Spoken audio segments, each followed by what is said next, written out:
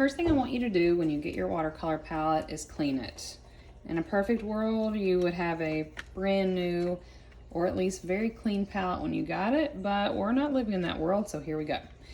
No matter what kind of palette you got, you should be able to pop out these two sections. If your palette just has one, that's okay. That probably means yours is new, but pop that out if you need to. Now you're just gonna have an empty case, and you'll just run water over it and get the paint out. You should be able to get it really, really clean and get all of the color off. So keep going with this until all of your color is gone, and then dry it really well with a paper towel.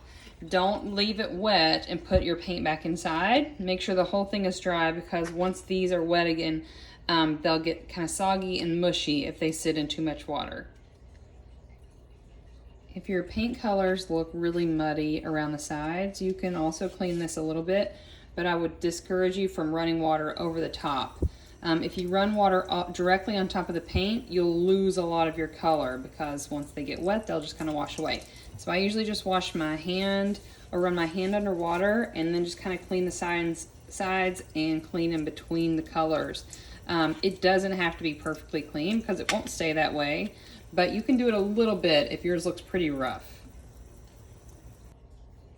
If your palette came with a really dirty brush, you should clean it before you get started. So we'll pretend like this one's dirty. You can use any kind of dish soap. That would work the best. The best thing is Blue Dawn, but if you don't have that, you can use any kind of dish soap. You put a little bit in your hand, wet your brush, and then you've got to clean your brush in like a circular motion in your hand. Swirl it around, and you can kind of use your fingers to work the soap in between the bristles, and then rinse it.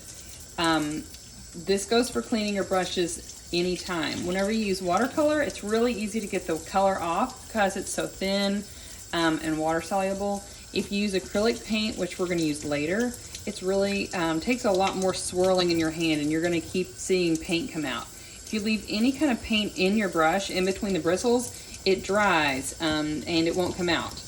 Acrylic paint dries like plastic, whereas watercolor does not. If your watercolor dries on your brush, it's not the worst thing in the world. You can get it off. It might damage your bristles a little bit over time, but acrylic paint, which we'll use next semester, that's what you really want to make sure you get every single bit off of your brush.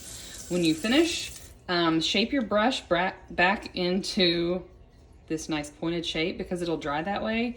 If you scrub your brush too much or dig it into your hand, your bristles get like kind of tangled up, just like regular hair would, and it makes you have like wild hairs that kind of stick out everywhere. So be nice to your brush.